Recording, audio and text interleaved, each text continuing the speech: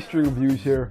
Today is the first day of moving on from low quality videos. I've been saying for quite a long time that I've been, wanting to have HD quality videos, but I'm not lying. I finally have them.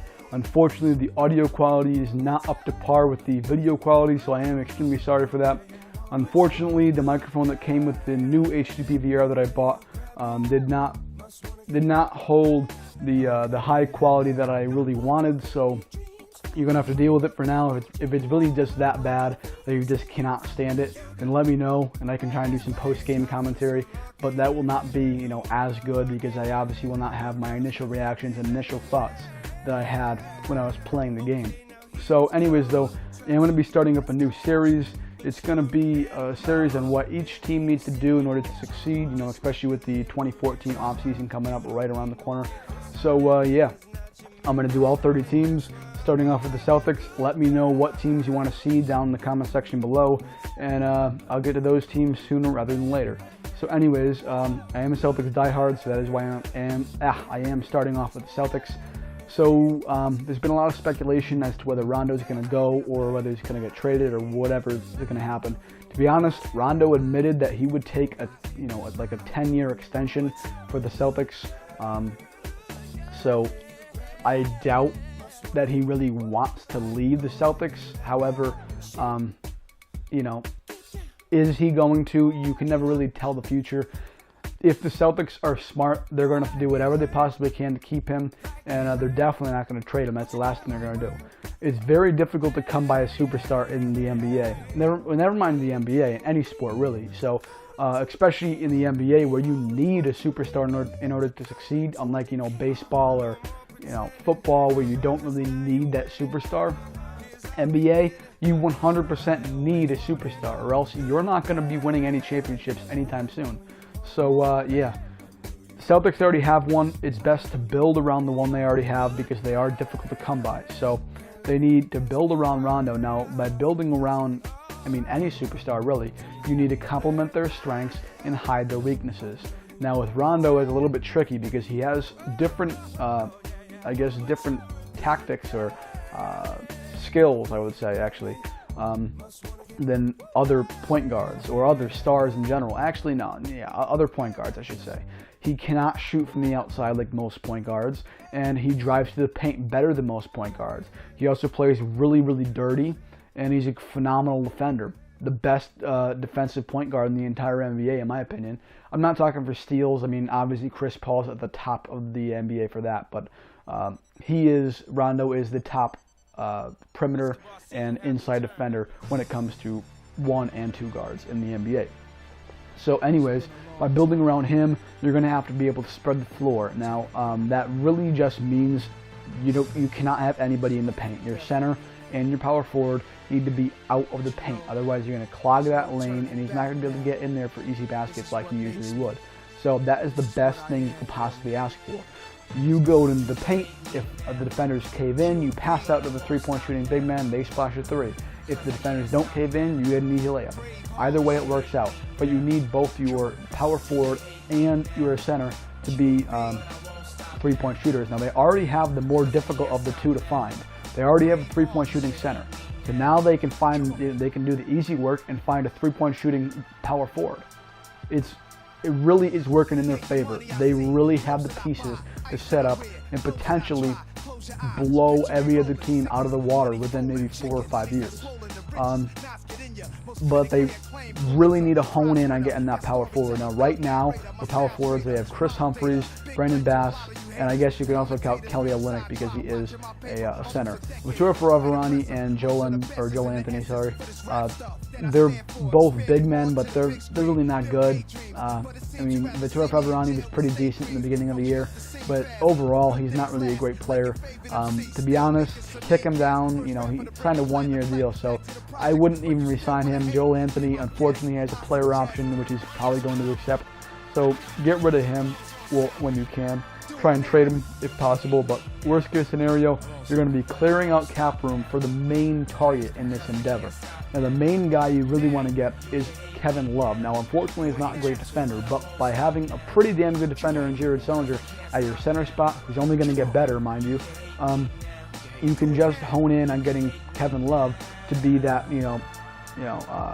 stand and shoot guy. The 3 and wouldn't be 3 and D. I don't know the term. He could just pretty much stand out there and shoot. He's going to spread the floor great.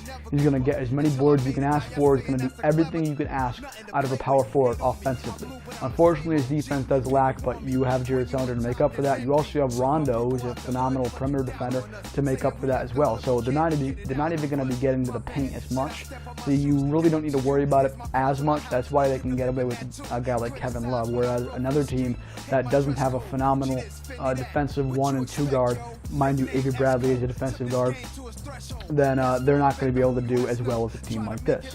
So on the guards, I guess, they unfortunately cannot really build with Avery Bradley in the 2 guard spot. He's just not really good enough.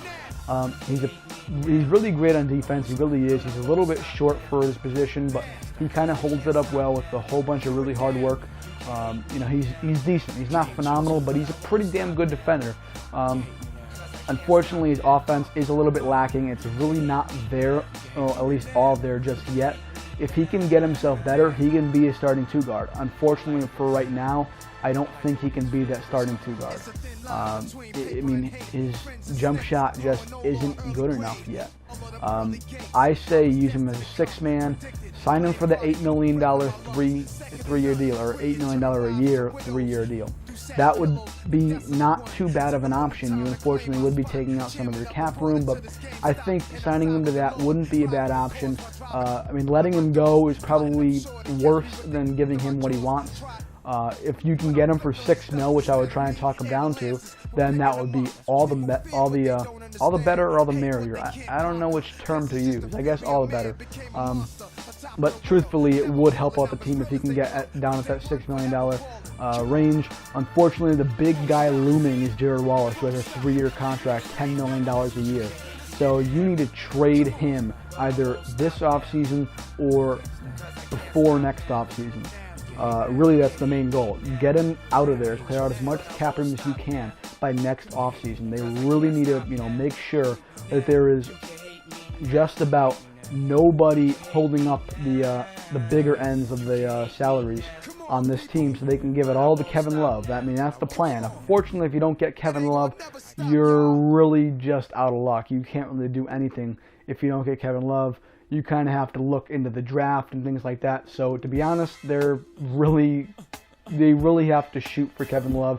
He's already used to the cold, so going to Boston isn't going to be a big deal. Going to a place with plenty of tradition is going to be great for him because he's obviously always been on the Timberwolves, who suck. But that's really what they need to do. There are more specifics, I guess, but it's just mostly the backup stuff. Jeff Green would be a pretty solid trade piece. He's unfortunately not a guy you want to stick to for your small forward.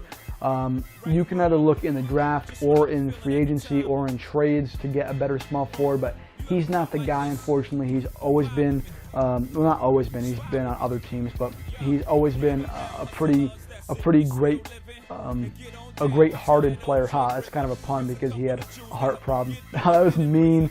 I'm sorry, Jeff Green. I like you, buddy. But, seriously, he'd be a good trade piece. Unfortunately, he's really not going to be their, go-to guy as a small forward spot. And obviously, Avery Bradley's not going to be their go-to guy because he's going to be in the bench in the future. So, Dante Exum, your number 5 overall pick in the draft, would be a good option to fill in that number 2 guard spot as a starting rotation. So, that's honestly what they really should do. Draft Dante Exum, get him in that 2 guard spot. Now, he's honestly a pretty athletic guy, so you want to look at a 3-point shooting small forward, i.e. Gordon Hayward. You kind of can do anything with your small forward, though. You kind of have the exact opposite of what you would think. Usually your power forward and center would be great defensive players, and your 1 and 2 guard would be your great offensive players. Actually, it's actually kind of unique, and it's really going to set them up really well against other teams. You have your 1 and 2 guard, your great defenders, and your 4 and 5 guys, both of your offensive guys. So it's a little bit funny, actually. And if they can actually pull this off, they can be just what every team doesn't want to face, because they're going to slow down their offense and dominate on their defense. So really, they're not going to be able to do anything against Celtics so they can actually get this off. Now, I did mention Gordon Hayward as their small forward. To be honest, I would look at somebody better than Gordon Hayward. If you can get Gordon Hayward as a backup, that would be solid. But he's really not that great. People thought he was a phenomenal three-point shooter, but he's only shot 30% this year. So he's really not that great at three-point shooting.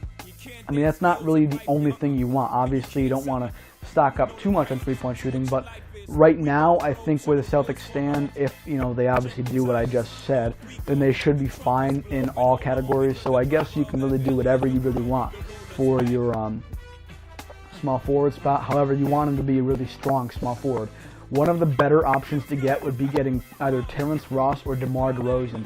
If they can pull off a trade or a free agency deal by getting Terrence Ross or DeMar DeRozan, and by the way, DeMar DeRozan is going to be a pretty tough guy to get because he does actually love the Raptors. So, but if you can get either of them, then forget about it. This team is going to destroy every single team in the entire NBA. And I'm actually, you may be thinking, wow, that team's going to cost a lot, but I'm actually thinking about all that in my head. Rondo gets about $16 million. Kevin Love can probably come down to about maybe $16 million as well. Maybe $18 million, but I wouldn't give him really any more than $18 million. Jared Sullinger, he's on a minimum salary, not minimum salary, but like a rookie scale contract right now. But unfortunately, you're going to have to give him more, but by then he's going to have the Bird contract, so you're going to actually be able to give him more and without going into the negative. So giving DeMar DeRozan, who, if you can actually trade for DeMar DeRozan, that'd be really good. He has about a $10 million a year contract, about what Jeff Green gets. So if they can actually clear up some cap room and get a guy like DeMar DeRozan, then forget about it. Probably not going to happen, though, with DeMar DeRozan. He's a pretty tough guy to be able to snatch off of a team that good. Or not really that good, but that in need of him specifically. So Terrence Ross probably be the guy to go and get. I mean, to be honest, though, I really like the look of this team, what they can possibly do in the future. There's so many good picks out there for this year, so I really can't say every pick they're going to be able to get, but they do have the number 5 pick. That's why I said they should draft Anthony Exum, and the number, I think, 21st pick or something like that. It's up in the 20s, though. So, yeah. Make sure you subscribe so you can check out all the future videos. Comment any of your thoughts, but also comment any of the teams that you want to specifically see. Try and get those teams out sooner rather than later. And like the video, definitely, and help me out. Share the word, or share the channel, spread the word. I am trying to grow this channel and get it bigger, so any help would be much appreciated. All right, thank you very much.